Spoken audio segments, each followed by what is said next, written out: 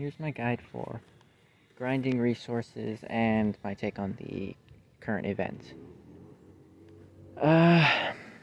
For grinding resources, there are,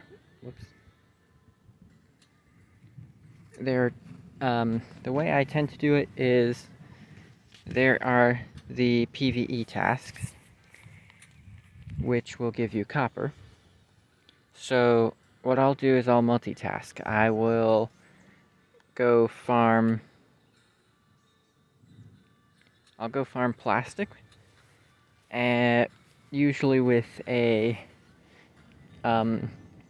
closer range build to medium range build, so drills, machine guns, shotguns, anything like that, I find works fairly well for grinding PvE. But I will grind 2 battles at least in PvE, and that will complete 2 of the PvE tasks. The first 2 tasks give, if I remember correctly, 1,250 each, and there are 3 PvE tasks requiring you to do 4 PvE battles. The last one is win 2 battles. That one gives the least, so I don't tend to do that one as much unless I'm testing out a new build. Then I'll usually complete it and end up completing it by accident, simply because I'm just running more PvE runs than normal. The first 2, one of them requires you to defeat 10 opponents, I believe, and the other one requires you to, I believe, complete 3 waves. So for that, you just need to win, which you're probably going to want to do anyways. And PvE also drops a higher amount of resources than PvP. However, keep in mind you only have 4 teammates, and you're going to have to do most of the work, because though I've noticed that more commonly you're getting paired up with at least 1 player, you'll sometimes end up getting paired up with 3 bots, and even when the bots have high tier weapons, they're not usually doing a lot of damage. Their damage is like below half the damage that these weapons normally do. That, or they can't hit their shots. So you're going to want to make sure that you have a build that can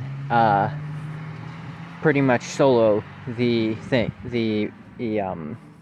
PvE. Now, the AI's doing much less damage applies to your opponents as well in PvE, so it's not that big of a problem.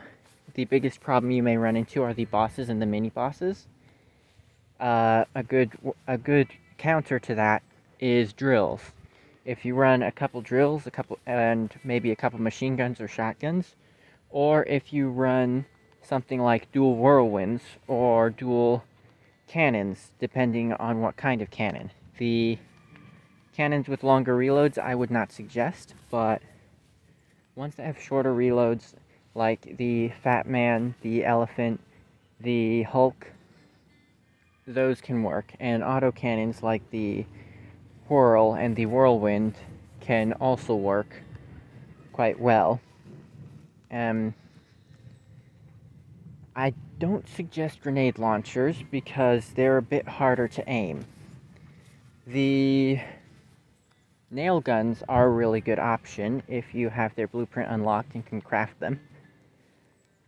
Another good option are the newer ones, the adapter, because they drop the mini turrets, which means that you can technically kill a couple of opponents and leave a sentinel of 5 turrets sitting up there in the enemy spawn, and then they will have to destroy all of those, which the AIs automatically target them, and they do have less health than normal turrets, but they can still work.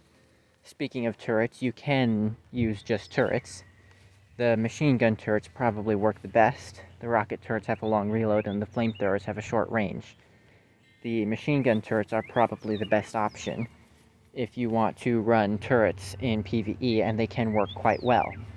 You can just leave them on the spawn and then drive around or drive to the next area. But I would suggest that if you are going to do that, to not drive to the next area straight away, but wait, because the AIs will still target them and can eventually kill them, so you may want to stay there to refresh your turrets once or twice. So that's PvE. If you want, you can spend a couple days where you're just grinding PvE and some PvP, and just stack up a bunch of PvE stuff. With the new update, you don't... Okay, sorry about the motorcycle, if you can hear that. I am outside, so that I don't disturb anyone inside, and because it's more peaceable. For the... Where was I?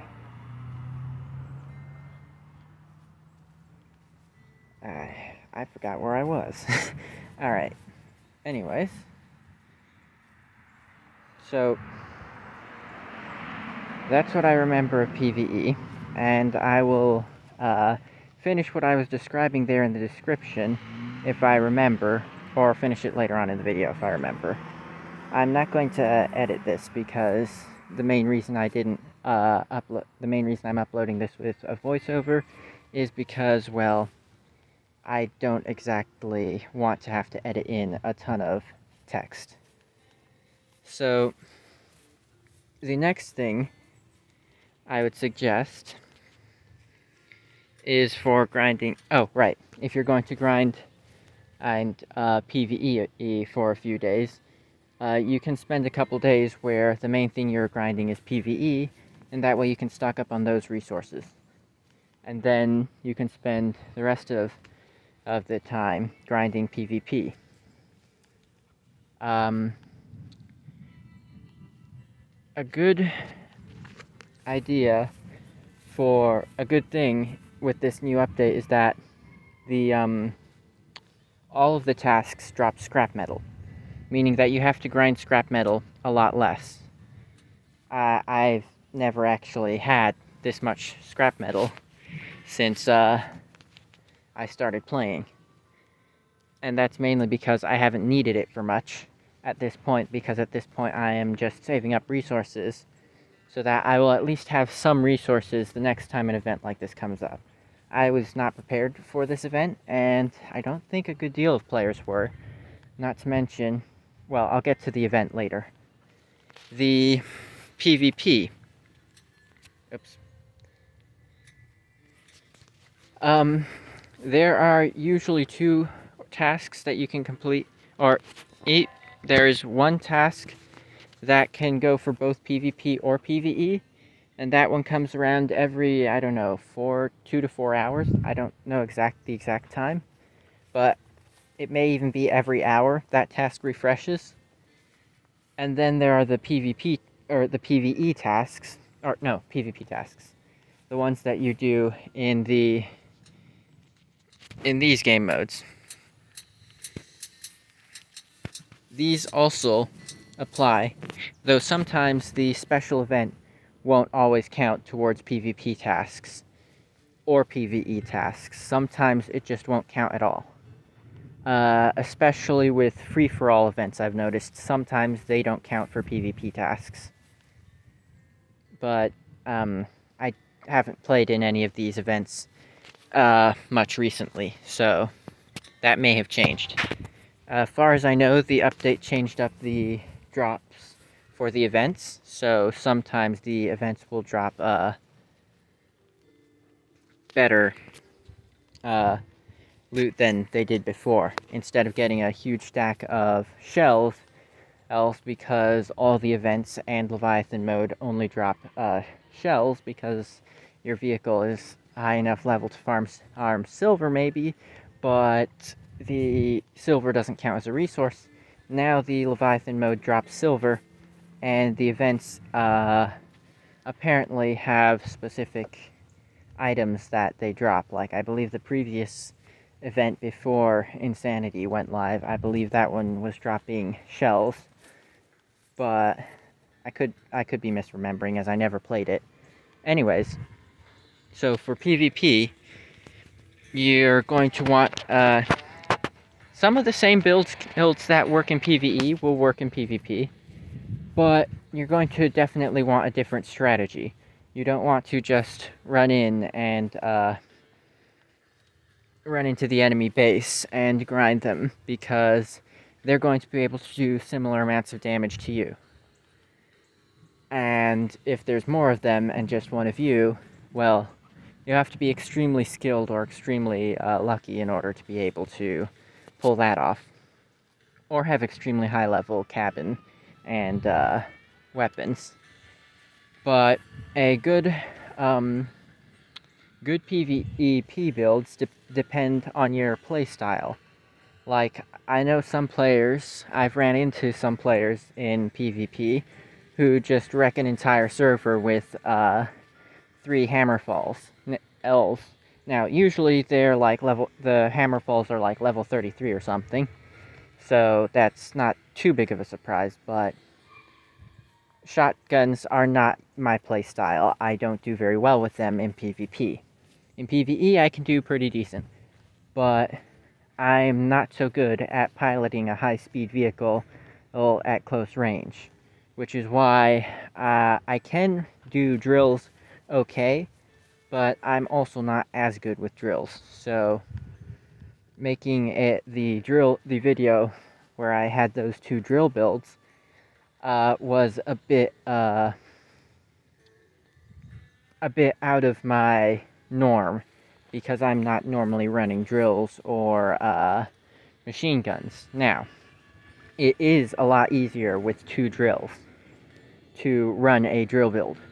I did discover that in doing this. So if you're having trouble with drills and or shotguns, you could try, this is one of those situations where more may very well fix the problem. Another option is you could run a build that I haven't made yet, because I don't have enough melee weapons. You could run a drill facing forwards and a drill on each side facing outwards to the side. Like a mix between this guy, but with 1 drill in front, and this guy. But instead of having that plow, he'll have a drill. And that can work, but you have to be skilled when fighting close to other players. A good option for that is, if you're good at flanking enemies, you can run a build like that, maybe with 2 chainsaws and 2 drills, and maybe a shotgun or a flamethrower or turret, or even a flamethrower if you can manage to equip that. You can run a build like that, especially with a cloaking unit, flank the enemy and come up behind their snipers and take them out. That may give your team a lead. Now, homing rockets do work, but you want to be careful when using homing rockets, because one thing I notice when I'm spectating players after having died is that a lot of players tend to target the nearest opponent, and if the opponent is too near, all your rockets are going to miss. Now, I have had the opportunity to use a couple honing rockets myself, but I haven't built any yet. And when using them, I was guilty of the same thing, but I was using them with other weapons, as I got them from the daily or weekly weapons crate. I was using them with other weapons, though, so the main reason I was shooting at the opponent who was nearby me was because I had other weapons that could deal with them, until I didn't. Anyways,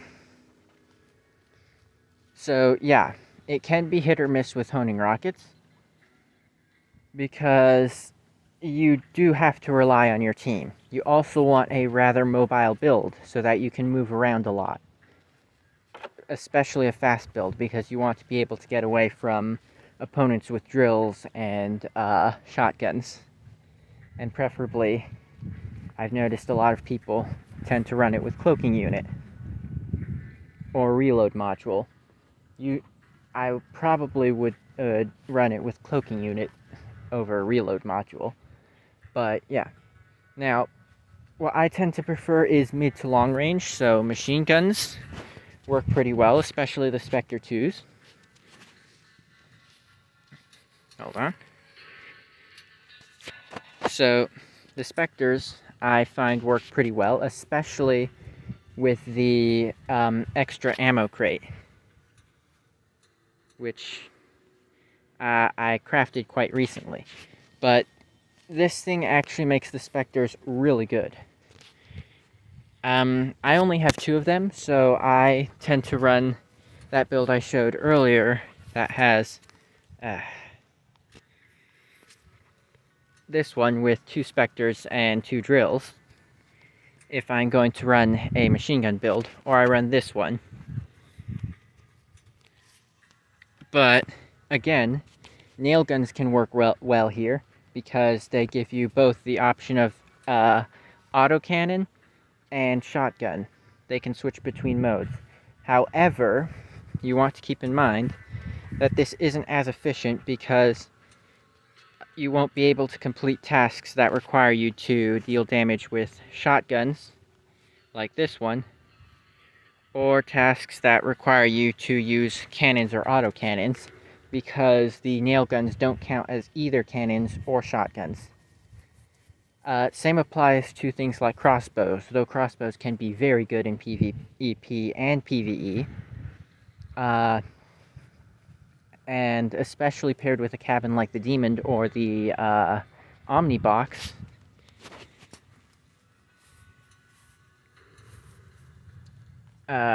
They can be pretty good. Mainly because the Omnibox and the sorry, that was in reverse order, but this is the Omnibox and the other one was the Demon. Both of them increase reload. But the difference between them is the Omnibox can continue to move whilst it has the increased reload. The Demon cabin can't move whilst it is in the secondary mode, but it can't fire whilst it's in the opposite mode. One mode it has increased speed, the other mode it has increased reload and fire rate and all that, but it can't shoot while it can move. While it can move, it can't shoot, and whilst it can shoot, it can't move. So, yeah. Now, my favorite build for PvP is this. Builds like this that usually have dual heavy cannons or something like that and a reload module. I like them a lot. Now, the only big cannons I have are the Fat Man cannons and the Executioners, which I do have this guy as well, but I tend to run epic weapons because I tend to be farming epic resources. So epic weapons will give me a higher power score, high enough to farm epic resources. For PvP, again, I'm normally farming epic resources whilst I'm relying on the missions to supply me with the rare and common resources. Now, the PvP missions drop less wire than the PvE missions drop scrap metal, but there's also a lot more of them. So you can fairly quickly farm up a lot of wire. And if you want to boost your wire farming, you can farm a rare level. You can farm the level that drops wire. And then you'll be getting wire from both the tasks and the battles you're doing. Same applies to the copper. But if I'm trying to speed farm multiple resources, I'll usually farm the epic resources. And currently there's an event going on where you can farm stuff like plastic and copper and microchips from PvP. So you can do that, and then you're farming resources that you can typically only get in PvP or in PvE through PvE or through PvP, and that will allow you to farm up both the resources from that you normally get in player versus entity from farming player versus player. And don't quote me on the player versus entity. I believe that's what PvE stands for, but I'm not positive. It makes the most sense, though, out of all the ones I can think of, and I haven't bothered to look it up. Now, for PvEP, like I said, you're going to want a build that is better suited to your playstyle. So I tend to do better with medium to long range. I prefer long range the most, but only when it has a fast-ish reload, so that if an opponent sneaks up behind me, I can completely destroy them without having to worry. The Fat Man cannons are actually better at medium range because their accuracy isn't that good, unless your opponent is standing still.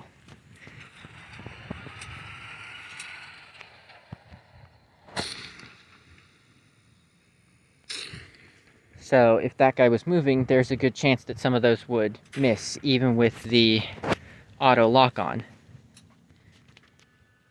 But especially if they were moving like in a circle or something, it's extremely hard to hit somebody who's moving in a circle with these weapons because their travel time is decently long, and they won't take into account that the person is going to turn around again.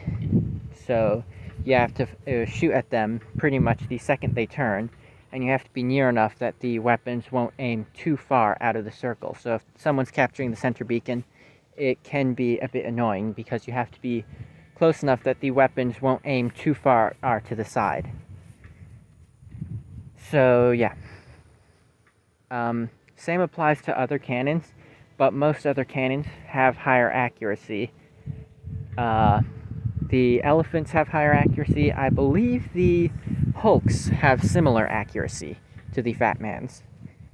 But the executioners and the generals have much better accuracy, but they can't turn as well, which makes them decent to run with tracks, but with tank tracks, but it can be a bit of a problem if you're trying to fire at somebody who's behind you, you turn around, and your weapons are tipped off to the side, and you immediately fire, you'll miss. For instance, if there's somebody behind me, and I turn around, and then immediately fire... Oh, wait, I can't do that. Hold on. So if I was to turn around, and then immediately fire, there's a good chance I'd miss because of that, which means slow rotating ones, you have to be good at using them and being able to fire at the right time, especially if somebody gets up behind you. I suppose the same thing can be said about shotguns. You have to be able to play their faster gameplay style and drive a fast build whilst aiming, which is something that I don't do as well unless I'm at medium range. I can do that alright with machine guns, and I can do that okay with shotguns, especially if I wedge under someone or am running straight at someone. I can do that alright, but if I'm running circles around someone, it's harder for me to stay locked onto them whilst still firing. Somebody else may find that a build like that works a lot better for them than, say, my double Fat Man build. Now, autocannons can work quite well, and those would be some of the ones I go to next, especially the Whirlwind, which is available to pretty much everyone, since you can unlock it from the Nomads. But it's now more expensive to craft. But this is one weapon that I find is quite useful and quite fairly easy to run. I would say it's better at long range than the Fat Man, but it doesn't have as much range as the Fat Man. Mainly because it would probably be too powerful if it did. It has very high accuracy, and I don't mean the stat, though. The stat seems to reflect that too, but it's good. It tends to almost always hit its shots at a good range. So, I'm sorry for the loading. I'm like almost at the edge of internet here. But yeah. So this guy is decent, and he can be good at close range too, especially if you wedge under an opponent. So if you're trying to figure out what will work, well, you can run a build like that with dual whirlwinds. You could also, let me see if I have one here. I do not. Alright. But you could also, if you have got the gold to get them, you could also try running dual whirls, or if you have the blueprint unlocked. I was not playing at the time I had that, at the time that the battle pass that these came from was going. I was not playing at that time, but the whirl can be a decent one as well. Let me check something. The whirl does have higher durability, but it does have a lower accuracy, though it does fire faster, has a faster fire rate. Now, the adapters can also work pretty well in PvP, but they don't do as much damage. So you'll want to keep that in mind, and whilst their turret's overheating effect is good, and destroying enemy parts can make these things pretty decent, I would say overall, the fact that you can place 3 of these on a build, rather than, unlike the whirl, which takes 5 power, and so you can only place a maximum of 2 of them, unless you're running a Leviathan, that is probably the main thing that makes the adapters puts them in a similar place as the whirl, whirlwind, because since you can place 3 of them, that's a bit more firepower, and you're going to be able to destroy parts faster, making use of the perk faster. But in general, they are probably better suited to PvP, or PvE, which I forgot to mention these guys when discussing PvE builds, but a build I currently have that can work in both PvP and PvE. I actually found this one on the exhibition, and I downloaded it, and I found that the next day somebody had already, the guy who had uploaded it, had already taken it down. So I was happy to have grabbed this guy. It runs the Toro, as well as 3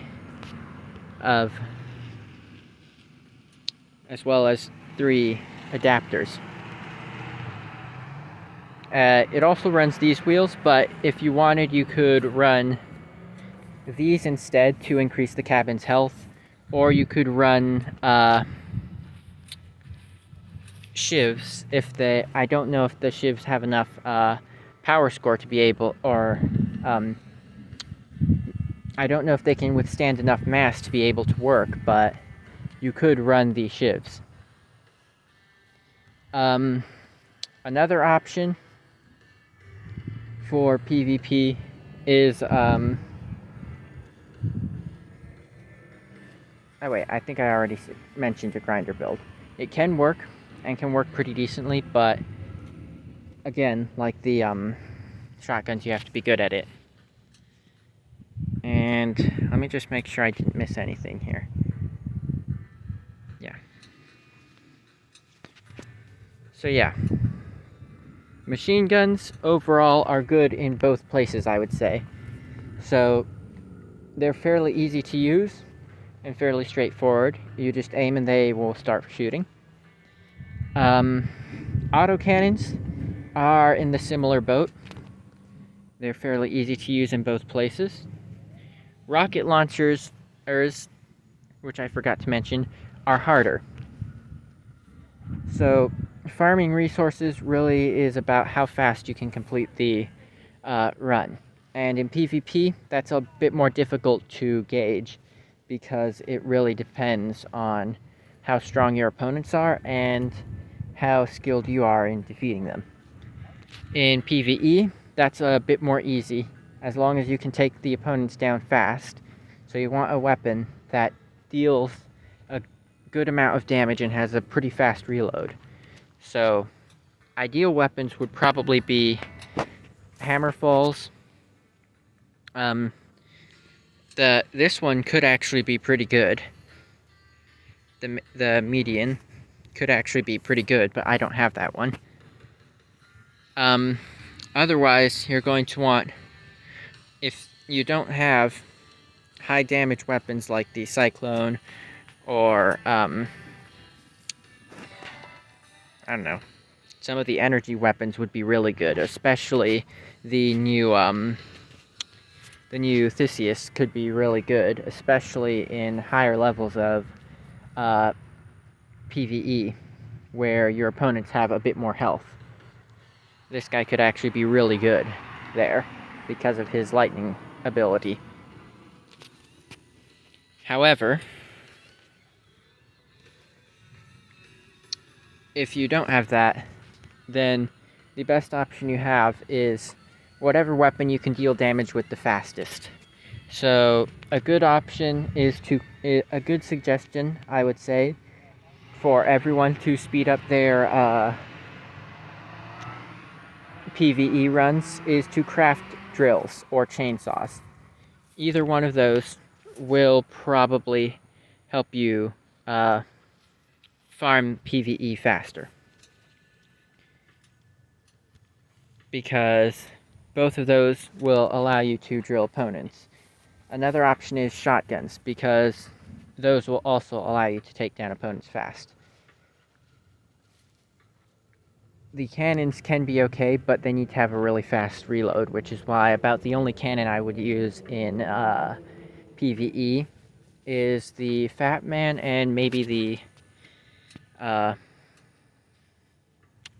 the Hulk, because both of them have a decent reload.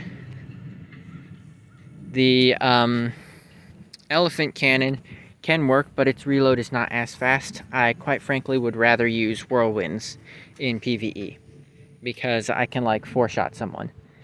And you can also use crossbows. Those will work pretty well, and if you have them leveled up enough. Mine are the highest level weapon I have on my account. They are at level 20. And they can one-shot some of the somewhat more tanky builds. They can't one-shot the minivan builds in level 1, but they can one-shot the ones who are okay. They can't one-shot the builds that are running the Docker cabin, but they can one-shot the guys who are using if I can find it, I think it's the other way. They can one-shot the guys who are using this one. And those are probably the second most tanky opponents you're going to run into in PvE in the general waves. There are the mini bosses, and those guys will be tankier. That's where drills or chainsaws will come in handy. Now, in PvE, it will be more difficult to determine the runs, so the best option you have is a tanky, rather defensive build that can deal a lot of damage very fast and very quickly, which is why this build happens to be one that I favor, because it suits my playstyle and fits that criteria. Now, triple hammer falls could work quite well. If you have a high level whirlwind, then or high-level triggers, that can also work. A hover build with grenade launchers can work, or pretty much any other weapon. Even the general, even having a hover build perhaps with the general cannon, this guy, with this guy, or its epic counterpart, the Executioner, either one of these can work better in PvP than they will in PvE. However, I don't really like using those as much. The hover wheels allow you to dodge easier, especially when fighting opponents who have other cannons.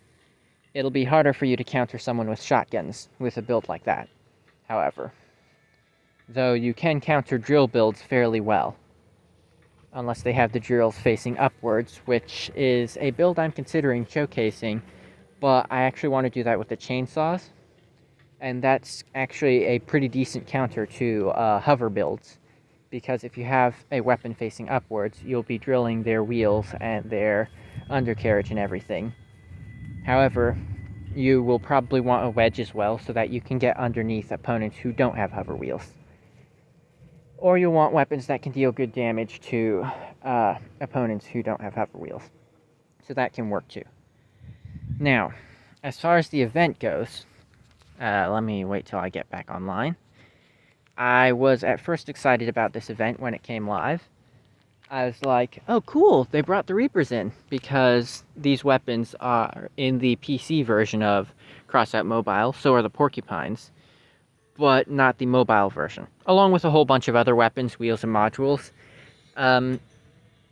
But the problem is, after doing some calculations, I realized that to complete one set of tasks, you have to craft the equivalent of 12 cabins.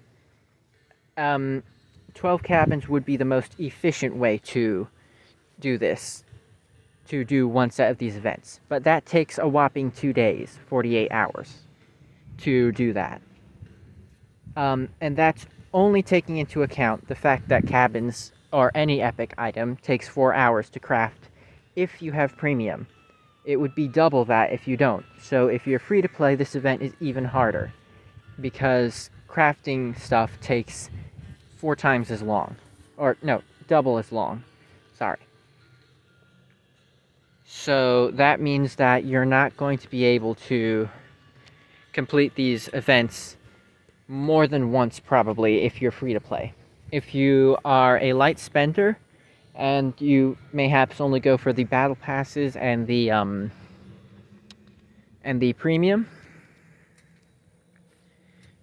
then you're going to struggle a little less. You may be able to eat them twice, but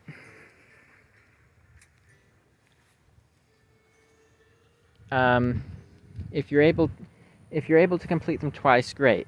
But you're going to still only probably be able to complete them about twice, or at best 3 times, because in order to complete all 6 tasks, I believe there are, you need to complete you need to craft those 12 cabins, and that will take exactly 4 days, or 2 days, to complete all 12 cabins, unless you have a good amount of gold. If you have enough gold saved up, then you can speed up the crafting and insta-craft everything. But if you have enough gold saved up, you probably aren't saving up for an event like this. So you're probably saving up to get, like, hover wheels or something from the market, which are fairly expensive on their own. And if you're not saving up for hover wheels, then you're probably saving up for a generator, because up until they added the update to the market, the generator was only available to people who bought a few choice packs. And I had no intention of doing that, So when they added it into the market, I was like, yes, I was hoping they would do this. And so that's what I did. I saved up and got the generator. But the other option is you're saving up for the Kairos wheels or the meat grinder, possibly. Or one of the other weapons that is only available from the market at a decent amount, for a decent amount of gold. Or one of the cabins. So, likely, if you have enough gold, it's because you're saving for something else entirely. And so, you probably don't want to spend it on this event, as there's still a pretty good chance that you're not going to be able to earn up enough resources to get most of the stuff here. Now, you probably will be able to craft at least 2 epic to complete at least the first crafting mission here, and so you can probably you can at least get the gold, which is what I'm going to do, because that's about all I'm going to be able to get. So that's helpful, and if you have the weapons unlocked and are working towards them, then the uranium may be a better option. So, yeah. Otherwise, I'm not going to be going for any of this stuff. Now, the weapons are definitely a disappointment. Even if you don't have the gold, but you are prepared for this event with enough resources, you could get the Gravistar. The main problem I ran into with this event was I didn't have the rare or common resources ready to be able to complete this mission, even if it took me 3 days. Which it might, because it might have if I had been prepared, and I might have been able to complete the missions twice. And that would have given me 200 each time, meaning I would have had a total of 400. But then again, I wouldn't have needed to necessarily complete the second batch, just the first batch. And then the normal tasks. Now, you can complete 5 of these sets of tasks a day. There were, I believe, 6 tasks, 3 tasks for battles, and 3 tasks for crafting. The first one, get 100 points for crafting epic items. The second one, you can see, which is craft 300, or get 300 points for crafting epics, and the third one is the 600. Now, you only get 10 points for wheels, 20 points for tracks, 30 points for modules, and you can only get a maximum of 40 points for weapons. Weapons, you get 10 points for each cost of energy that the weapon has. So that means you craft a weapon that takes 4 energy, you get 40 points.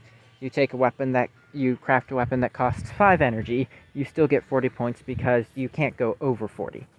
However, if you craft a weapon that costs, say, 3, you get 30 points because you can go below that. Cabins will give you 50, but again, you have to craft them. You can't, as far as I know, you can't get them from the market or anything. That doesn't count. So this event was literally geared towards only players who have a ton of gold, or are willing to buy the packs. I am not willing to buy any of these packs. It would be cool to test out the Gravistars in normal PvP, but somebody uploaded a build to the exhibition which had 3 Gravistars. So, from what I can tell, they actually don't do that much damage. So yeah. They are a good support weapon. I could see having 1 Gravistar and 2, what is it? I could see having 1 Gravistar and 2 Thunderbolts. That could actually be a pretty good setup. 2 Thunderbolts or 2 Hammerfalls, as well as a Gravistar. That could actually be a really good setup because the Gravistar would overheat parts, allowing your other weapons to deal more damage. But you, again, would have to be able to get a Gravistar, which is probably the easiest and most reasonable weapon out of all of these for you to be able to go for. But you have to be able to complete everything, which means you have to have had a good amount of epic and rare resources available. You have to have the premium or a bunch of gold lying around so that you can reduce the time from 8 hours if you don't have premium, or 4 hours if you do. You can reduce that by using gold, just insta-craft it, or you have premium, and it will allow you to finish it without having to take more than well, you would have to take more than 4 days, because that, unless you had all the rare parts you needed to craft 12 epic cabins, you're not going to be able to do it in 4 days or 2 days, because the rare items take 30 minutes each. So an epic cabin takes 4 items to craft. That means 2 hours per cabin, which means that you need to spend 2 hours in crafting rare resources, and then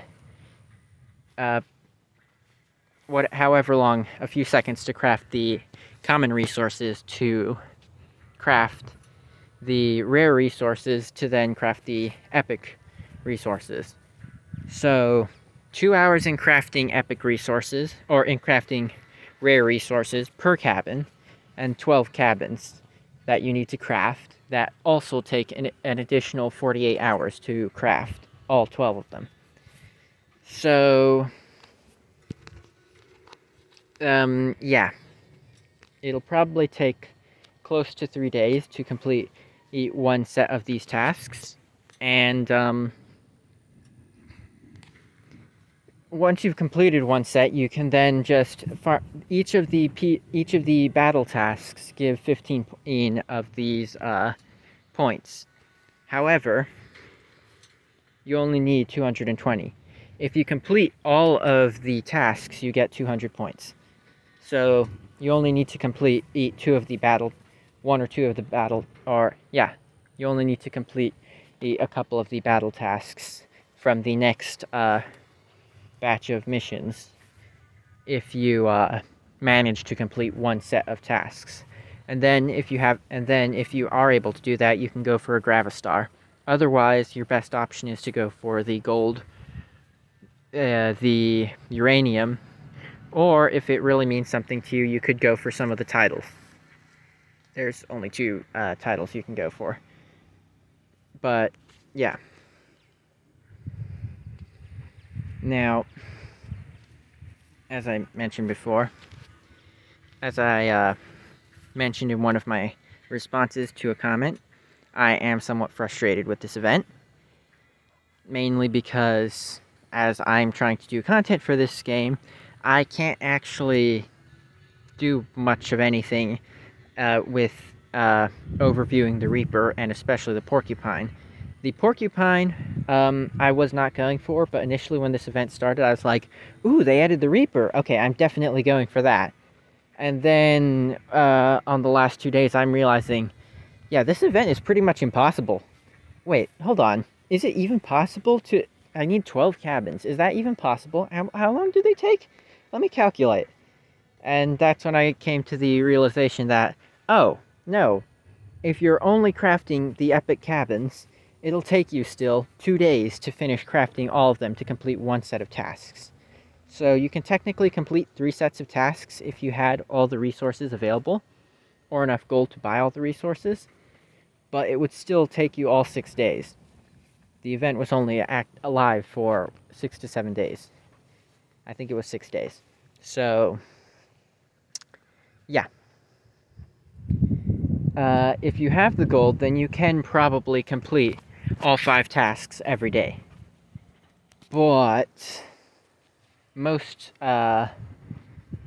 normal players or light spenders won't have that.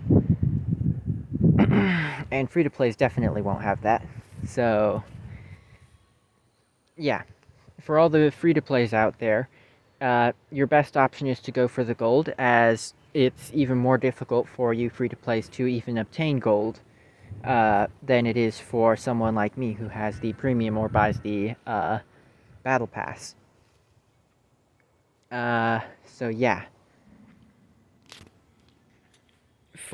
So that's going to be your best option as a free-to-play. As a light spender, I'm still going for the gold because it's a lot easier for me to come by gold, but with the amount of stuff I have to do as with the amount of stuff that I'm working on as a content creator to craft items, I'm like trying to craft epic items pretty regularly. At this point, I'm not crafting anything. I am saving up resources because now that they launched an event like this, I know that it's possible that they will launch other events like this. And so I'm currently just saving up resources. I'm not even crafting rare items because I'm not going to be guaranteed that I know exactly what I'm going to need to craft next time. It could be that next time I need to craft rare items or common items or something, and so if I have a ton of those already crafted, it's going to be pointless to already have. So I may as well just wait. Now, what I do wish they would have done is made it so that the tasks, instead, there were 3 crafting tasks. One was for common, one was for rare, and one was for epic. And maybe they gave the same amount of points, but that would have meant that you would be completing the common task whilst crafting resources to make the rare items that you needed to then craft. And when you got to crafting those, you'd be completing the rare task. And once you were done with that, you would have the rare items that you needed to craft whatever epic items you needed to complete the epic task. And I would have preferred that the epic task didn't require you to get more than 100 points. If we were going to continue, if we were having the same point system as it currently has, where cabins give 50 points, and that's the maximum you can get out of anything. Or rather, that's the maximum you can get. The highest you can get out of anything else is 40 points from weapons, and 30 from... You get the idea. That, I think, would have been more reasonable and more easy, but I suspect that they may have launched this event as a way for some of their premium members, who spend a lot more, to be able to... Some of their members who spend a lot more to be able to get their hands on these weapons early and play with them and test them out. That way they could get feedback on these weapons without having the majority of the players all using these weapons and giving feedback, because that would have been a massive amount of data for them to have to sort through. So they may have set up this event as a way so that if somebody wanted to spend a lot to get these, they could. Otherwise, only people who are willing to spend this much to get these weapons will be able to get them, meaning that they will still allow... People will still be able to get these weapons and test them out, but they won't... The developers won't have as big a crowd, as big a influx of data on these weapons to have to sort through and figure out, are they too powerful? Are they too weak? Do we need to change up the Reaper's knockback? I have yet to be able to test out the Porcupine. I suspect the Porcupine may be added into the clan crate or something, but I'm not sure at this point.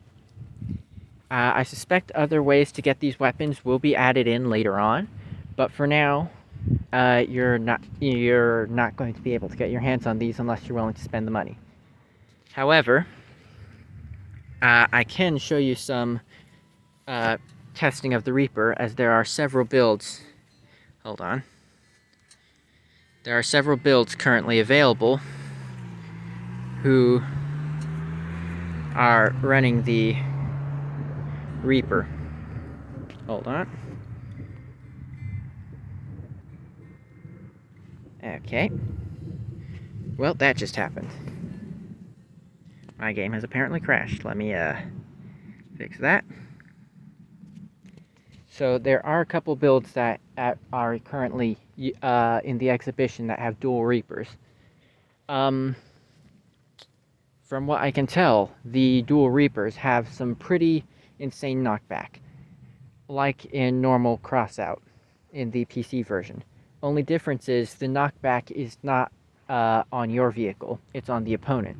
You shoot at the opponent, and it has some pretty good knockback for a machine gun. Most machine guns don't have this much knockback, even when you're talking about equalizers or arbiters.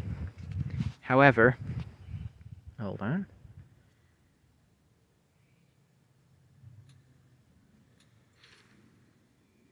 Alright, as I was saying, most of the machine guns don't have this much knockback. And these guys seem to have, a good amount of knockback. Okay, you know what? When I do a video tomorrow, I'll upload some testing of the Reapers with that. Because I can't build the builds from the exhibition and use them because I don't have Reapers, but I can showcase them. I can test them. So the same way I can test drive this, I can test drive items that are in the shop. I can test drive items from the exhibition. So yeah. So as far as I go, I'm a bit disappointed that the event is not, that I can't get my hands on these items. But at the same time, I don't know for sure the developer team's reason for making these weapons inaccessible.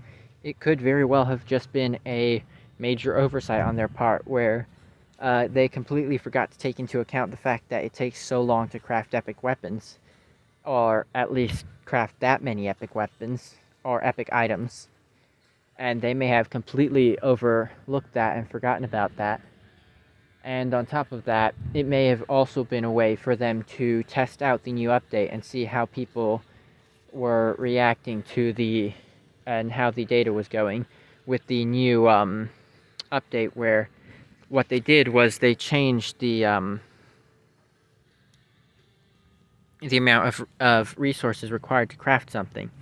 It used to be that the weapons and other items all had random amounts of other things that were required to craft them. Some weapons took 3 of another kind of weapon and 2 cabins or 2 modules or something. And the prices of the plastic and the batteries and the copper and wires and everything was different. The only weapons that didn't change in price were the common weapons. They stayed the same. So what they did was they balanced it. They made it so that all of the items have a set price for how much it costs to craft them. The less power a weapon takes, the less items it actually takes to craft, from what I can tell. Like these, which take 3 power, they take 2 of one item and 1 of another. Whilst the Spectres, which cost 4 power, they take 3 Victors and 1 Sledgehammer. So, yeah. And the Pyres were always fairly expensive in my opinion, because they took 5 wheels, which maybe not as expensive, but it was definitely time consuming to spend, what, 4.5 hours crafting just the wheels to make this guy. And now that you need gold in order to speed up whatever you're crafting, it makes it so that, like here, now if I want to speed that up, I need to use gold. Now it's not as it's pretty cheap when it comes to rare items to do that, to speed up the process using gold. But when you're crafting an epic item, it takes a lot more gold, anywhere from, I don't remember exactly actually, but it can take a decent amount, depending, I believe, on how much time is left. So, yeah. Which means I think for somebody who's free to play, it will probably be more expensive to use gold to speed up crafting than it will be for somebody like me who has premium, meaning that my epic items only take 4 hours to craft. Premium cuts crafting time in half. So normally, rare weapons take an hour if you're free to play. If you're pay to play, or if you're a light spender, I don't like to use the term pay to play as much because there's a negative connotation with that, and quite frankly, I don't hold any grudges against people who like the game enough to support it. In most games that I play, I'm free to play. But since I'm doing content on Crossout Mobile, and it does seem that there are a lot more benefits from being pay to play in Crossout, or at least the mobile version, this is one of the few games where I do spend money. For the most part, I tend to enjoy the game without having to spend money, and it kind of feels a bit cheap if I do spend.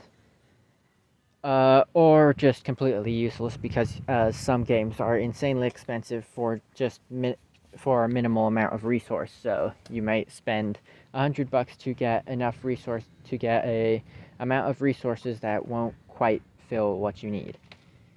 In Crossout Mobile, I find that it can be that way at times, and I don't like to, like, for instance, the packs for the event. I don't really want to spend any money on them.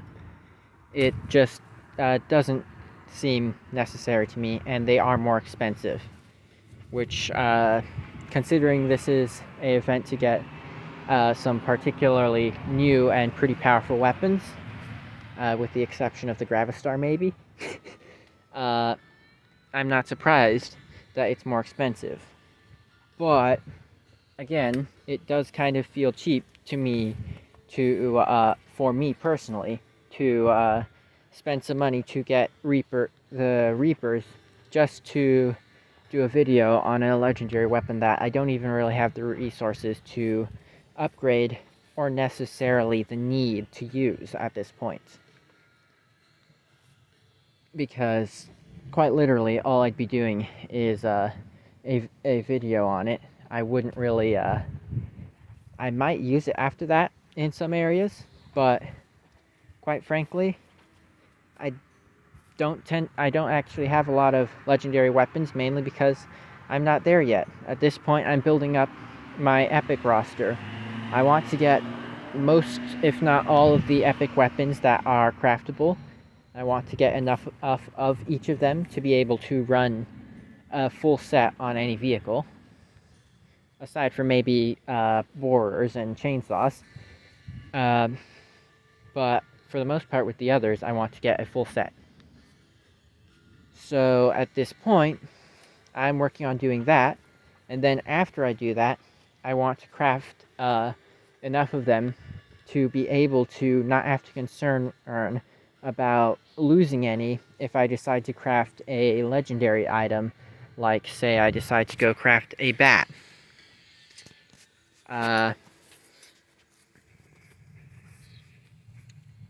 If I do that, I'm going to need 3 hot rods, which is actually the cabin I crafted to complete the gain 100 resources from crafting epic items.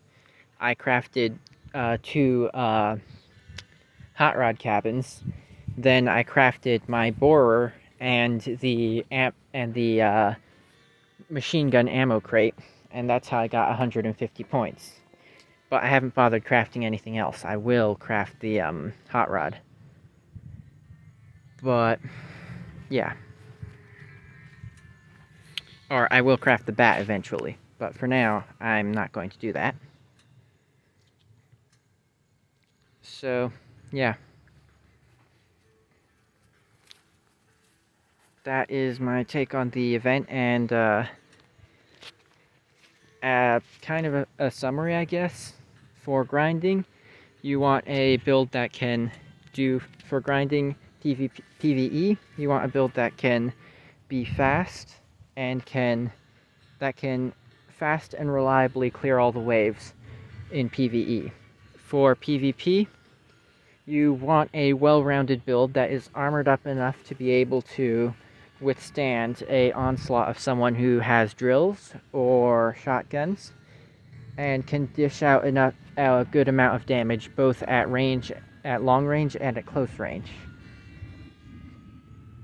Or a build that is fast and can dish out a lot of damage. You want something that can do a lot of damage normally, and can survive either by being too fast to be hit or by being too tanky to be damaged easily. The demon is actually really good for that, especially for cannon builds, because it gains increased 30% damage resistance. So he's good for longer range builds. So if you want to run whirlwinds on him, that can actually work quite well. Sorry.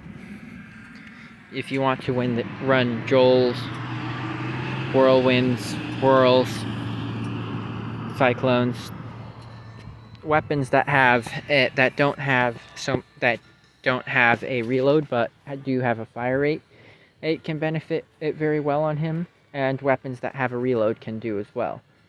But I don't prefer to run weapons like machine guns. Single shot weapons can be pretty good, like most cannons, but not so much shotguns because the demon can't move.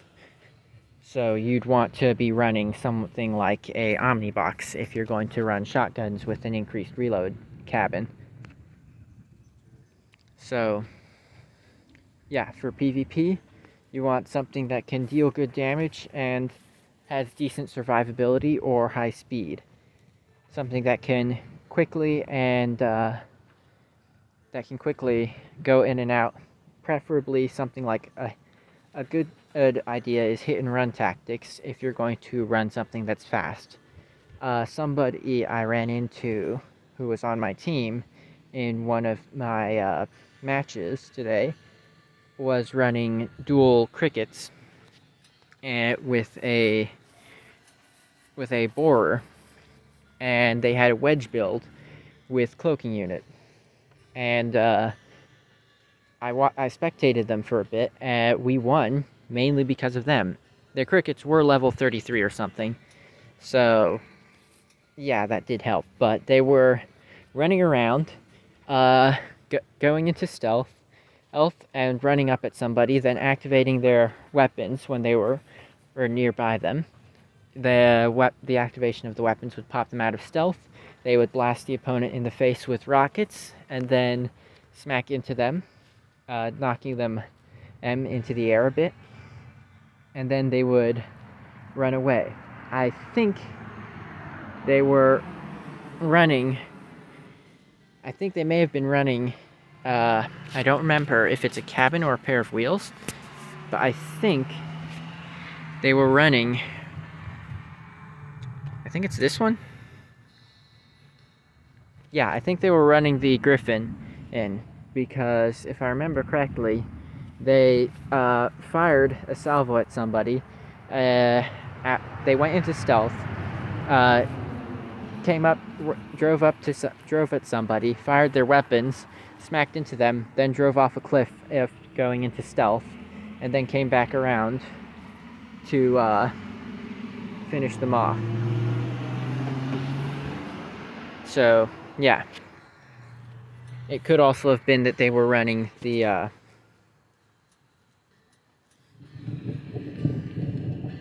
where are they? Oh, great. Well, there's a pair of wheels that if they charge up enough, they will reduce the cooldown of modules. Not the spoked one. I think it's the tomahawk. yeah. So they could have been running either of those. But yeah, they had cloaking unit and they were running a hit and run tactic. So that can work. But yeah. PvE, you want something that can fast and reliably destroy the waves. PvP, you want something that can survive, whether it's by being able to get away fast or by being able to take a hit quite reliably. And preferably, you can go for the central beacon, and you will need to do that at times if you're trying to complete a task that requires you to capture the enemy base or capture the central base. But that can also be a bit problematic, as the opponents will be alerted that you are there and will immediately go after you if they have any brain cells. So yeah.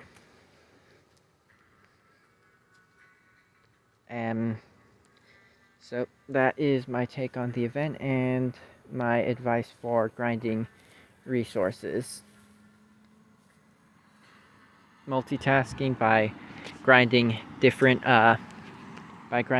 levels that drop resources that the tasks don't, and maybe spending a few weeks grinding resources, and then before you start doing some crafting, or at least spending maybe a week or a few days grinding resources before you do any crafting. And then once you've ground up enough resources, then you can do your crafting and then do it again. But yeah. Anyhow, I hope that was helpful, and I apologize for being a bit long-winded. Bye.